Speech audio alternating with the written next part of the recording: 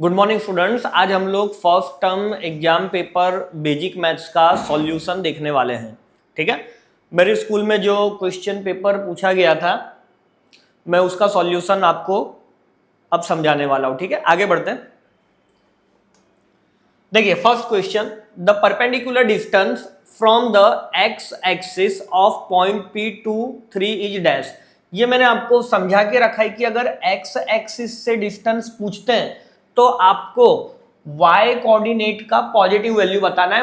अगर नेगेटिव होता तो आप मॉड्यूलस करके पॉजिटिव बताते हैं। फिलहाल अभी आंसर इसमें 3 आएगा, लेकिन अगर सपोज के पॉइंट ऐसे होता -2 -3 और अगर मैंने x एक्सिस से डिस्टेंस पूछा होता तो आपको मॉड्यूलस ऑफ y कोऑर्डिनेट लेना रहता है -3 का मोड, जो कि हो जाएगा प्लस। क्यों? क्योंकि डिस्टेंस कभी नेगेटिव नहीं होता है बेटा, इसलिए। अगर मैंने y एक्सिस से डिस्टेंस पूछा होता तो आपको मॉड्यूलस ऑफ x आंसर देना रहता। इस पॉइंट की अगर बात करूं तो -2 का मोड इक्वल टू +2 है ना। तो ये अच्छा क्वेश्चन है, इस तरह के क्वेश्चन बोर्ड में भी पूछे गए हैं। ओके, आगे बढ़ते हैं नेक्स्ट क्वेश्चन पे। इसमें मैंने आपको ट्रिक दे के रखा है बेटा कि अगर ब्रैकेट ना हो तो ऊपर जो नंबर है उससे एक कम मल्टीप्लाई मीन करना है। ओके, और अगर आपको ब्रैकेट दिया हो xi minus x bar i is equal to 1 to 7 तो यहां पर आंसर 0 आएगा। तो ये दोनों क्वेश्चन को आप खास ऑब्जर्व करना। ये इंपॉर्टेंट नहीं है कि यहाँ पे नंबर कितना है। अगर यहां पर i इक्वल टू 1 से 100 होता xi माइनस x बार इक्वल तो भी 0 ही आंसर होता। और इसे टीचर सेंटेंस के फॉर्म में भी पूछ सकते हैं। ओके, इसका मैंने स्टैटिस्टिक्स का जो चैप्टर वीडियो बना के रखा हुआ है उसमें मैंने इस तरह के सारे क्वेश्चंस लिए हुए हैं, तो आप वो भी एक बार देख लेना। ओके, तो अभी आंसर आएगा 6x बार। आगे बढ़ते हैं नेक्स्ट क्वेश्चन पर। For any information if sigma fi xi equal to 75 sigma fi equal to 12, तो आपको बेटा मीन बताना है। मीन की फॉर्मूला क्या होती है? Sigma fi xi divide by sigma fi।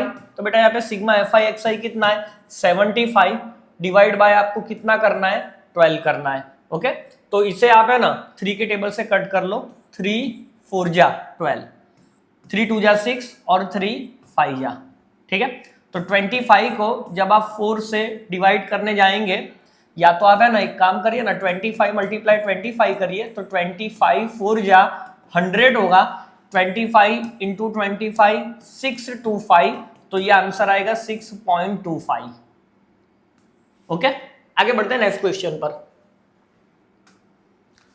The probability of getting 1 bad egg out of quantity of, यहां पर क्वांटिटी आएगा बेटा ना 80 है, quantity of 400 eggs is 0.035, the number of bad eggs in the quantity is dash। तो suppose के बेटा answer x है। Okay, number of bad eggs कितने हैं? x है। अब प्रोबेबिलिटी का फॉर्मूला क्या होता है? Favourable outcome. Number of bad eggs आपने x लिया है तो फेवरेबल आउटकम x होगा। और टोटल कितना है? 400।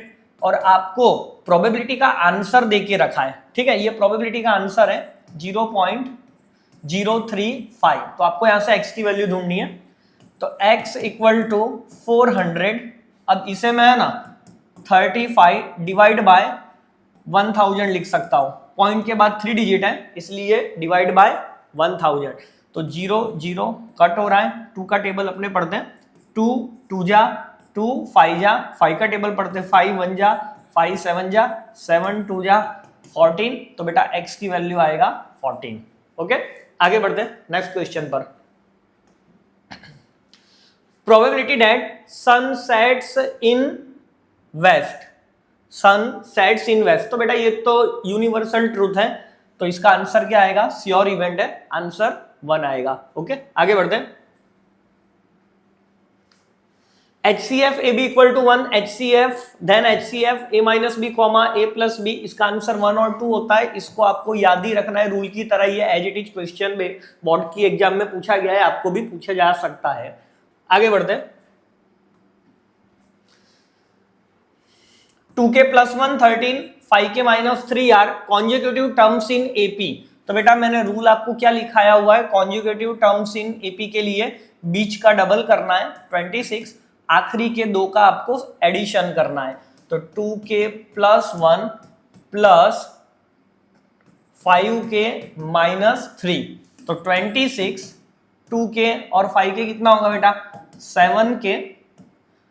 ओके, लाइक टर्म को ऐड कर रहे हैं, 1 - 3 कितना होगा -2, तो ये 28 = 7k, 7 4 जा, तो बेटा आपको k की वैल्यू कितनी मिलने वाली है 4 मिलने वाली है। आगे बढ़ते हैं नेक्स्ट क्वेश्चन पर। Distance of origin from point a, b √a² + b² होता है। सेलिब्रिटी क्वेश्चन है, सारे पेपर सेट में देखने को मिलता है, तो आपको ये याद रखना है। नेक्स्ट क्वेश्चन,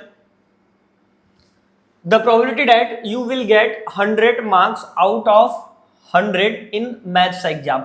इसका मैंने आपको ट्रिक समझा के रखा है कि अगर आपका क्वेश्चन पेपर 100 मार्क का है, 100 ही नहीं कितने भी मार्क का आपका पेपर हो, डिवाइड में हमेशा उससे एक ज्यादा रखना है। फॉर एग्जाम्पल कि अगर आप 100 मार्क्स का पेपर देते हो तो डिवाइड में 101 रखना है।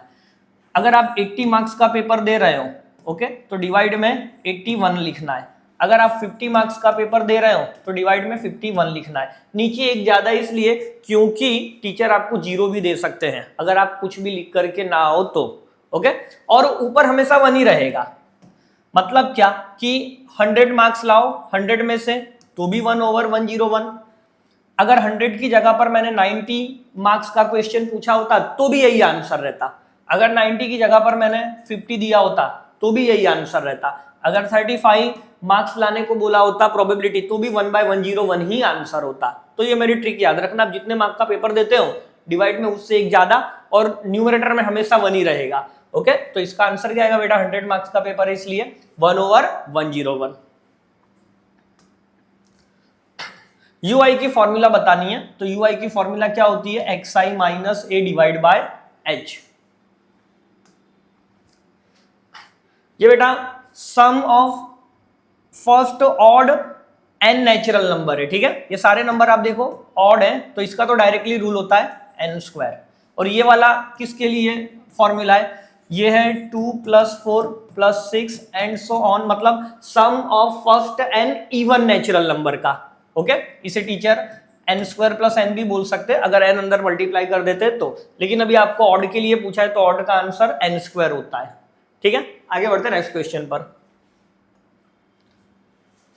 कंपेयर करना है, अब फर्स्ट वाले को इस 4 से कंपेयर करो तो a कितना बनेगा बेटा 12, और मिडल वाले को लास्ट से कंपेयर करो 16/b, 4 दिया है तो 4 नीचे और b ऊपर ले जाइए, तो 16/4 = b, 4 4 जा, तो b की वैल्यू कितनी आ रही है बेटा 4, और a की वैल्यू कितनी आ रही है 12। आपको a + b इन दोनों को ऐड करना है, तो कितना हो जाएगा बेटा, ये 12 + 4 16 बनेगा। आगे बढ़ते हैं नेक्स्ट क्वेश्चन पर। ग्राफ बताना है, तो देखिए क्वाड्रेटिक है, x² का कोफिशिएंट नेगेटिव है तो बेटा डाउनवर्ड पैराबोला है। Okay, parabola open downward, x² का कोफिशिएंट देखना होता है तो आप ग्राफ भी बना देना और लिख भी देना पैराबोला ओपन डाउनवर्ड। ओके, ये आप लिख दो डाउनवर्ड पैराबोला। क्वाड्रेटिक का ग्राफ हमेशा पैराबोला ही होता है, या तो अपवर्ड पैराबोला या तो डाउनवर्ड पैराबोला। अपवर्ड कब होता है, तो जब x² का कोफिशिएंट ग्रेटर देन 0 हो तब, और x² का कोफिशिएंट लेस देन 0 हो तो डाउनवर्ड। तो यहां पर x² का कोफिशिएंट -2 है इसीलिए मैंने डाउनवर्ड पैराबोला कहा। आगे बढ़ते हैं। In the given graph find the number of zeros of y = p of x। ये मैंने आपको हिंट बार बार बता के रखा है कि ये p of x बोला है, पोलिनोमियल इन x है, मतलब आपको x एक्सिस के साथ इंटरसेक्टिंग पॉइंट काउंट करना है, जो यहाँ पर 2 मिल रहा है, तो आंसर क्या आएगा बेटा 2। इसी क्वेश्चन में अगर teacher x = p of y बोलते, मतलब पोलिनोमियल इन वेरिएबल y, तो आपको बेटा y एक्सिस के साथ काउंटिंग करना रहता, तो y एक्सिस के साथ ग्राफ सिर्फ यहां पर ही एक ही बार इंटरसेक्ट हो रहा है, तो इस केस में आंसर 1 बनता। तो आप ध्यान से पेपर लिखते टाइम देखना कि y = p of x कहा है या x = p of y कहा है। ओके, आगे बढ़ते हैं। मॉडल क्लास बताना है, तो मॉडल क्लास किसे कहते हैं बेटा? तो जो फ्रीक्वेंसी सबसे ज्यादा हो उसी की क्लास को मॉडल क्लास कहते हैं। तो सबसे बड़ा नंबर 70 है, तो मॉडल क्लास क्या बनेगा बेटा? 30 to 40। आगे बढ़ते हैं। द मीन ऑफ 8 ऑब्जर्वेशन, मतलब n की वैल्यू 8 है और मीन आपको क्या कहा गया है? x बार आपको कैपिटल X कहा है। तो यहां से अब फॉर्मूला लगाओ, sigma x i over n. x bar आपको x लेना है, सिग्मा एक्स आई पता नहीं है, n की वैल्यू 8 मल्टीप्लाई में, तो सिग्मा एक्स आई कितना होगा बेटा? 8x होगा। सिग्मा एक्स आई कितना होगा? 8x। अब न्यू मीन निकालना है, तो अगर हम न्यू मीन निकालते हैं तो बेटा आपको new sigma x I divide by new number of observation लेना है। तो न्यू सिग्मा एक्स आई क्या होगा बेटा? जो ओल्ड वाला था वो तो आपको रखना ही है, और वन ऑब्जर्वेशन जिसकी वैल्यू y है, वन ऑब्जर्वेशन जिसकी वैल्यू y है वो हटाना है, मतलब माइनस करना है। अब आपने वन ऑब्जर्वेशन रिड्यूस किया है तो 8 जो था वो अब 7 होगा और यही आपका आंसर भी होगा। ठीक है, तो new mean is 8x minus y divide by 7। आगे बढ़ते हैं। What is the probability that one of the well shuffled card has a black colour face card? बेटा जो फेस कार्ड होते कितने होते हैं? तो फेस कार्ड 12 होते हैं, जिसमें से 6 जो है वो रेड कलर के होते हैं और 6 जो है वो ब्लैक कलर के होते हैं। अब हमें किस बात की प्रोबेबिलिटी निकालनी है? One of the well shuffled card has a black colour face card. तो ब्लैक कलर फेस कार्ड कितने? 6, तो न्यूमरेटर में आपको 6 रखना है। टोटल आउटकम कितने होते हैं कार्ड के अंदर? 52 प्लेइंग कार्ड्स होते हैं, इसलिए 52। अब आप इसे कट कर दीजिए, तो 2 3 जा और 26 2 जा, तो इसका आंसर कितना आएगा बेटा? 3 डिवाइड बाय 26। ओके, आगे बढ़ते हैं। The product of zeros in quadratic polynomial, तो ये तो बेटा फॉर्मूला ही है, product of zeros alpha into beta क्या होता है? सी ओवर है, सी मतलब कांस्टेंट टर्म जो कि प्लस का 2 है, ए मतलब एक्स स्क्वायर का कोफिशिएंट जो मतलब 1 है, तो 2 ओवर 1 का मतलब 2, तो इसका आंसर ऑप्शन ए। आगे देखते हैं। If the product of zeros is 4, मतलब यहां पे आपको अल्फा इंटू बीटा की वैल्यू देके रखा है 4 और हमें आप ए की वैल्यू बताना है। तो अल्फा इंटू बीटा क्या होता है? सी ओवर ए, सी मतलब कांस्टेंट टर्म, तो बेटा कांस्टेंट टर्म आपको कितना लेना है? -6, ए मतलब एक्स स्क्वायर का कोफिशिएंट जो यहां पर भी ए है 4, तो ये 2 3 जा 2 2 जा, तो -3/2 ए बनेगा, -3/2। Okay, next question. Find the 10th term of AP. तो एपी का first term 2, common difference a2 minus a1 होता है, 7 माइनस 2 इक्वल टू 5। अब आपको nth टर्म वाली फॉर्मूला याद होनी चाहिए, a plus n minus 1 into D, तो a की वैल्यू कितनी है? 2, हमें 10th टर्म बताना है, तो 10 माइनस 1 और डिफरेंस कितने का था? 5, तो ये 2, 10 माइनस 1 9, 9 5 या 45, तो ये बनेगा 47। तो इसका आंसर क्या आएगा बेटा? 47। Next question. LCM true false बताना है, तो अब देखिए 10 का मतलब बेटा फर्स्ट नंबर 10 है, 5 2 जा 20 का मतलब 2 स्क्वायर इंटू 5 कर देते हैं, 30 क्या होगा? 2 3 जा 6 एंड 6 5 जा 40। अब एलसीएम क्या होता है बेटा? ऑल नंबर, और अगर रिपीट होता है तो हाईएस्ट पावर, तो 2 रिपीट हो रहा है तो 2 स्क्वायर लेना है, 5 1 पावर में और 3। ठीक है, जो रिपीट हो रहा है उसमें आपको हाईएस्ट पावर लेना है, और यहाँ पे 5 एक ही बार बचा 3, तो 2 स्क्वायर 4 4 5 जा 20 23 जा 60, और यहाँ पे ये लोगों ने कितना देके रखा है? 6000। तो ये क्या बनेगा बेटा? फॉल्स बनेगा। ओके, आगे बढ़ते हैं। अब इसे है ना अरेंज कर लीजिए, मतलब √2 आगे और √3 पीछे कर लो। ऐसा मैंने क्यों किया? क्योंकि मैं फॉर्मूला लगा रहा हूं, a minus B multiply a plus B होता है a square minus B square. तो मैं ये रूल आपको यहाँ पे सेट करने के लिए ऐसा किया है। तो इस फॉर्मूला के अकॉर्डिंग √2 का स्क्वायर माइनस √3 का स्क्वायर, तो 2 - 3 - 1, जो कि बेटा एक रैशनल नंबर होता है। Okay, rational number, real number, integer कुछ भी कह दो, बट इररेशनल तो नहीं आएगा। ये भी ट्रू फॉल्स का ही क्वेश्चन है, ये लोगों ने इररेशनल दिया है, इसलिए यहां पर स्टेटमेंट फॉल्स बनेगा। ठीक है, नेक्स्ट क्वेश्चन।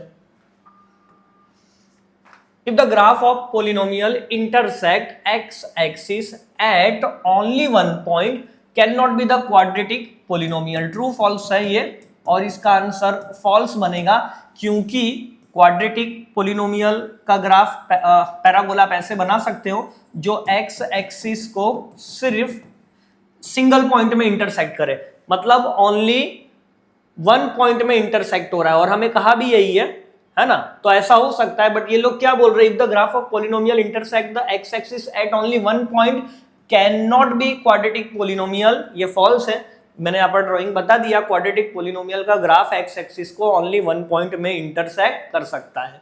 Next question,